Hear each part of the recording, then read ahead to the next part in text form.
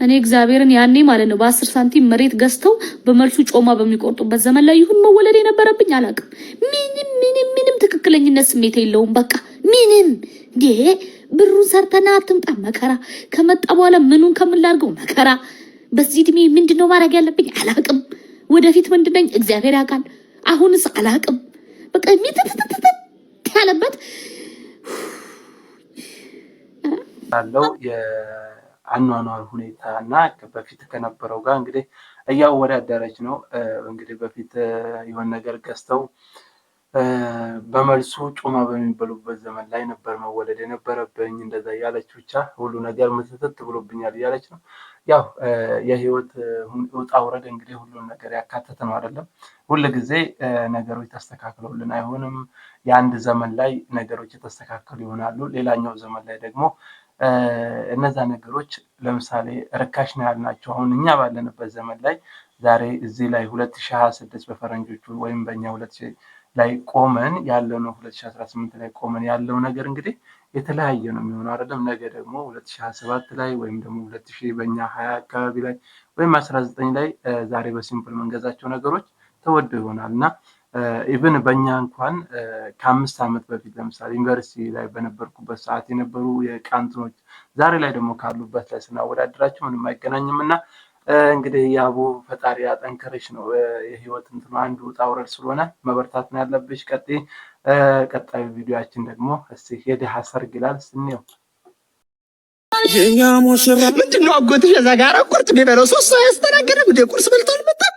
አባተን እስቲ ዛጋ ያንን አረቄ ልፎልፎ እንዴት እንደሚንገላጀት ያንቺ ቤተሰቦች አበላል አለበት መሰለኝ። በጠራራ ፀሐይ ጠጥቶ አባቴ እንደዚህ ሆኖ በእናንተ ምክንያት ሳምሳ መሰለኝ አጋጫይ ነው ነገሩ። ይሁን ለማኪና የሰደረልሽ ማን መሰለሽ እንዴ? ከሰፈራችሁ እኮ አንድ ሴት እንደዚህ ታጅባ መጣች። እንደዚህ ደግሞ ገና የእህትሽ ባል አልመጣም።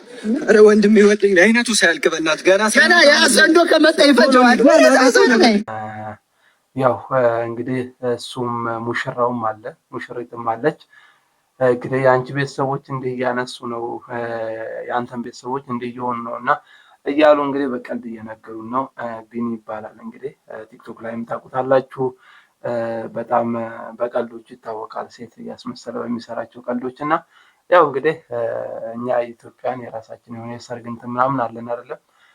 ቤተሰብ ሰብሰብ ብሎ ከወንዱም ከሴቱም ሰርግ ሲሆን እንገናኛለን እና ያንን እያሳዩን ነው። እስቲ ወደ ቀጣዩ ቪዲዮአችን ደግሞ እናልፋለን።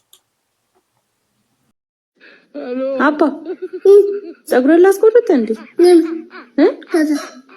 ምን ተዛሳለሁ? ላስቆርጥ ወይ ቬሮኒካ ጋር እኔ ፀጉርህን ላስቆርጥህ ወይ ነው ያልኩት። ከዛም ወደ ቤት እንመለሳለን። ከዛ አለቀ። ከዛ በኋላ ቡኒኒካ ነኝ አንሄድም እዛ።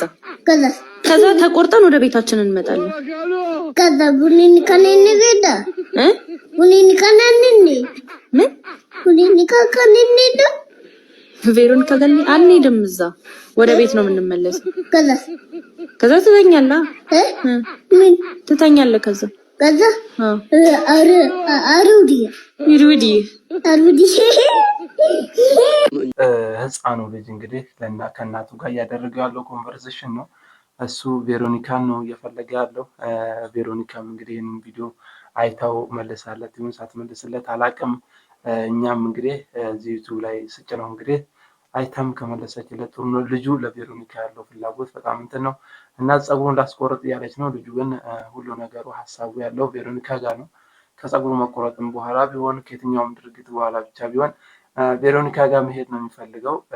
ስለዚህ ይህን ልጅ እንግዲህ ቬሮኒካ እንድታገኘው እኔም ፍላጎቴ ነው። ምክንያቱም ሰው ያለውን ፓሽን ወደፊት ደግሞ ቬሮኒካ በሀገራችን ላይ የምትታወቅ ዘፋኝ ናት እና የእሷን ፈለግ የሚከተል ሊሆን ይችላል እና አብረን የምናየው ይሆናል። ወደ ቀጣዩ ቪዲዮ እንለፍ። እንጀራ ትብሉ ይላል። እንጀራ ጤናማ ምግብ አይደለም። ዳቦ፣ እንጀራ፣ ይሄ ዱቄት ጠቅላላ ጤናማ ምግብ አይደለም። ፕሮቲን በምንድነው በካርቦሃይድሬት የበለጸጉ ስለሆኑ ሄልዚ ምግብ መመገብ መቻል አለብን የሚል ኮንሰፕት ነው። ውጤትም አይቻለሁ። ጤነኛ ምግብ የሚባሉት የፕሮቲን ምግቦች ናቸው። እነሱም እንግዲህ ለትምህርት የሚጠቅም ተሆነ እንደ የተቀቀለ እንቁላል፣ የተቀቀለ ዘይት ያልገባበት ቀይ ስጋ፣ በተለይ ክትፎ ቢሆን ይመረጣል። አሳ ከአሳም ደግሞ ሳልመን የሚባለው አሳ፣ ዶሮ፣ ከዶሮም ደግሞ ከብልቱ መላላጫ፣ እርጎ፣ ከእርጎም ደግሞ ግሪክ ዮገርት የሚባል፣ በጎን ደግሞ ጎመን፣ የትኛውም የጎመን ዘር፣ በጎን ደግሞ እነ ቦሎቄ፣ ጥቁር ቦሎቄ ቢሆን ይመረጣል።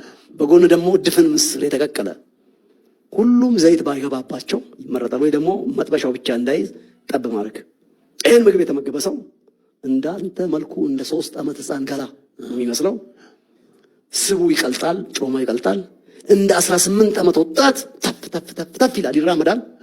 ድብርት የሚባል ነገር የለውም ላዩ ላይ። ንዴት ስሜቱ ያሰክናል። እንጀራ ባይዘወይ ሆት ቲምፐርድ ያደረገን አንዱ እንጀራ ነው አሉ። የቦካ ስለሆነ እንጀራ ምን ያደርጋል? የቦካ ስለሆነ እና ምን ፈርመንት ያደርጋል? ፈርመንት ስለሆነ አልኮል ነገር ይፈጥራል ይመስለኛል።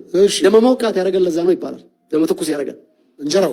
እግዚአብሔርም ከግብጽ ምድር ውስጥ ሲልኮ ያልቦካ ቂጣ ብሉ ነው ያላቸው።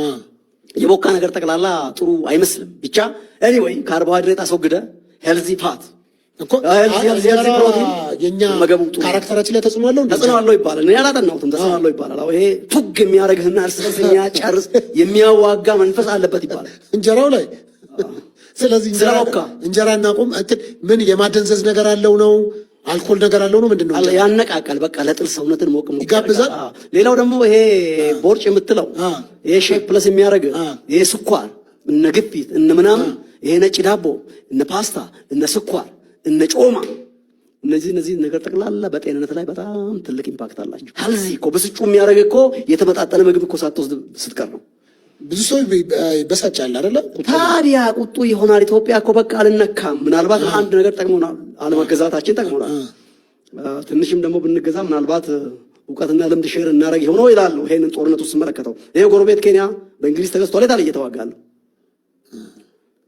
በርጌ እንጀራ አትብሉ እንደዚህ አመፀኛ ያደርጋችኋል ምናምን የሚል ነገር ነው ሰው ያነሳ ያለው ይመስለኛል። የሶፎንያስ ፖድካስት ላይ ቀርቦ ነው።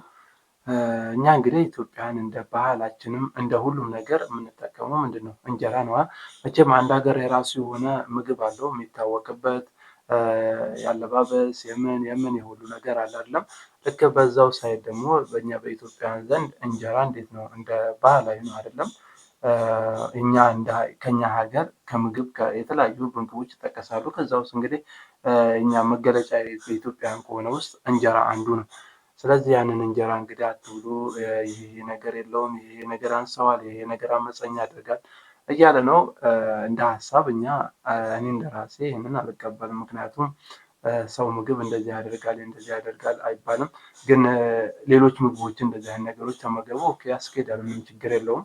ሰው ልጅ ካለው ደግሞ ያኛው ፍላጎት ከሆነ የፈለገው ምግብ ይጠቀማል። እንጀራ ላይም የራሱ ነው የፕሮቲኑ የመብዛትና የማነስ ሊኖር ይችላል። ግን ያንን ነገር ደግሞ ሙሉ ለሙሉ ዲስኳሊፋይ እንጀራ ይሄ ነገር አይጠቅምም እንደዚህ ነው እንዴ? አብዛኛው ኢትዮጵያ ከ90% በላይ የምንጠቀመው እንጀራ ነው አይደለም እንዴ? ያ ደግሞ በሆነበት ሁኔታ ላይ እንጀራን እንደዚህ መናቅ ጥሩ አይደለም እላለሁ። እስቲ ወደ ቀጣዩ ቪዲዮአችን ደግሞ እንለፍ። ሰላም አለሽ። መቼ መጣሽ ነው? እንኳን ደህና መጣሽ። የኛን ሰፈር ወሬ ታውቂዋለሽ። ገና ከመምጣትሽ መጣሽ ተብሎ ወሬው መዘራጀ። አይ ነገሩሽ። እንዴው ከብቱ ማሳው ሁሉ ቄው ሁሉ ሰላም እህሉስ ተሸክፎ አለቀ። ሁሉም ተሸክፏል። ማዘር እንዴት ናት? ደህና ነች። ያኔ የላከችልኝ ወተት እኮ እኔ ላይ ነው እስከወጣ ጎርጎ የሚል ወተት የተባረከች እናትም አለሽ። አዎ እሰይ አንቺ ካላንቺማ ቡኖ ራሱ አልጠጣይ ብሎ ቡንን አለብኝ ጠጥቼም አላውቅ። እኔ ራሱ ኧረ ስንት የሚታማ ሰው አለ አንቺ፣ ስንት የሚቦጨቅ ሰው አለ ነው የምልሽ። ቡናዋን ቱግ እያደረግን ነው እናቴ። አዲስ ወሬ በየኛ ሰፈራውን ጉዱ ደግሞ ታውቂዋለሽ። አዎ አያልቅ ኩንታል ጤፍ ነው ይዘህ ገባች አሉ። አይ ደግሞ እኔ ያልቆብኝ እያለ እህቴ ጎረቤት የደረሽልኝ በዚህ ሞለት አድርገሽ ስጭኝ ማቴስ። አንቺ መለመን አይሰለችሽም? ምን ነው? አይ በቃ በዚህ ጎረቤት የለን ምን ችግር አለው? ጉርብትና ለመቻል መለመን አይሰለችሽም? አንቺ ለነግርሽ ወሬ እናቴ ቆሎ ነው ወሬ ነው። ወሬው ይቅርብኝ አልፈልግም። ቅማላ ወሬ ቀረብሽ። ኧረ ውጪ ችጋራ አንጉልፋቷ። እዚህ ጋር ደግሞ እህታቸው የኢትዮጵያ ኑሮን የሚያሳይ ነው። ቢን የሚባለው ልጅ ቲክቶክ ላይ ታውቁታላችሁ። እሱ እያሳየን ነው እንግዲህ ያው እየተበዳደርን ነው። አንዱ የሌለውን አንዱ እየሸፈነ ነው የምንኖረው። እዚህ ጋርም እነሱ በቀልድ ያንን ነገር ሊያሳዩን ሞክረዋል። በደንብም አሳይተውናል ማለት ነው። እንግዲህ ያው መጨረሻ ላይ አልተሳካላትም እንጂ ብርቄ እርጎውንም ሁሉም ነገር እየጠየቀን ሽንኩርቱንም በርበሬውንም ሼር እየተደራረግን ነው እና የምንኖረው። ያንን ለማሳየት ሞክረዋል። ይሄ የሚበረታታ ነገር ነው። እንግዲህ ይህንንም ደግሞ የዩቱብ ቻናል የዛሬው ቪዲዮችን ይህን ይመስል ነበር። ሰብስክራይብ ማድረጋችሁ እንዳይረሳ። በቀጣይ ቪዲዮ እንገናኛለን። ቻው ቻው። መልካም